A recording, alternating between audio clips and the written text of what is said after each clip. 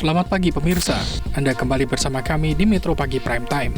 Program berita terpercaya yang mengawali hari Anda dengan informasi paling aktual.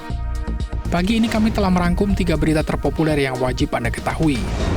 Untuk itu, siapkan kopi Anda, karena hari ini dimulai dengan berita yang menggugah.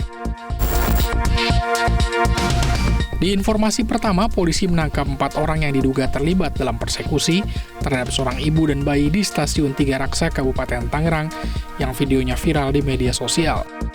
Keempat pelaku merupakan oknum ojek pangkalan. Dalam aksinya, keempat tersangka diduga memaksa korban untuk turun dari taksi online pada Jumat 25 Juli 2025. Mereka juga mengancam seperti membentak, membuka paksa pintu kendaraan, hingga mengancam akan mengempiskan ban dan merusak mobil dengan batu. Korban sempat memohon agar diberi kesempatan tetap memakai taksi online karena hujan deras. Namun para oknum tetap memaksaannya turun. Atas perbuatannya, keempat tersangka dijerat pasal 170 dan 335 KUHP dengan ancaman paling lama 5 tahun 6 bulan penjara.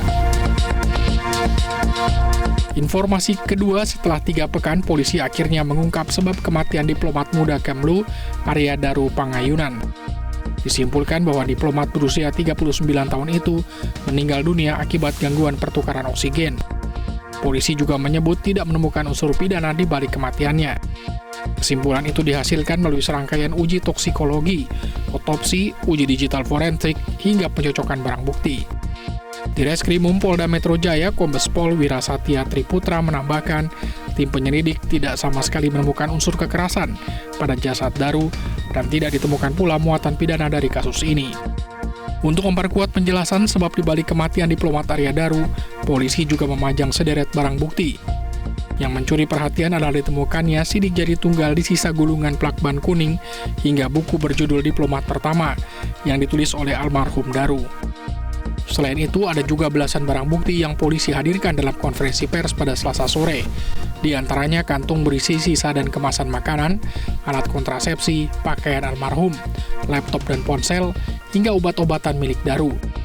Tim penyelidik menjelaskan semua barang bukti di klaster dari kantor Kementerian Luar Negeri, Indekos Daru, serta bukti dari keluarga dan saksi. Sebab kematian korban adalah akibat gangguan pertukaran oksigen pada saluran pernapasan atas yang menyebabkan mati lemas. Kami akan menyimpulkan hasil daripada penyelidikan yang kami lakukan bahwa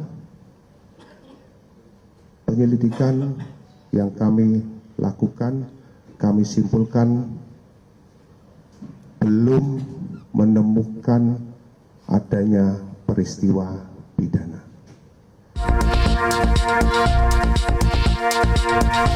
Dan yang terakhir, Timnas U23 gagal menjuarai Piala AFF U23 usai kalah di laga puncak dari Timnas U23 Vietnam 0-1. Berlaga di Stadion Utama Gelora Bung Karno, Jakarta, Selasa malam, laga kedua Timnas berlangsung ketat dan sengit.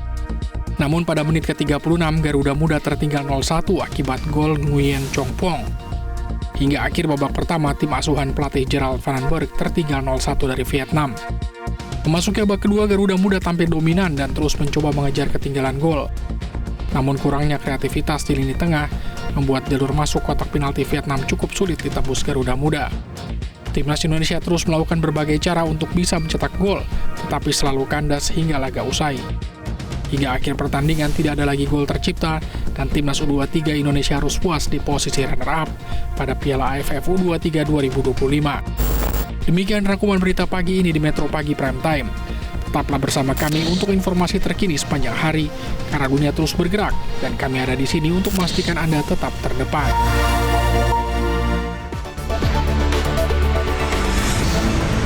Jelajahi cara baru mendapatkan informasi. Download Metro TV Extend sekarang.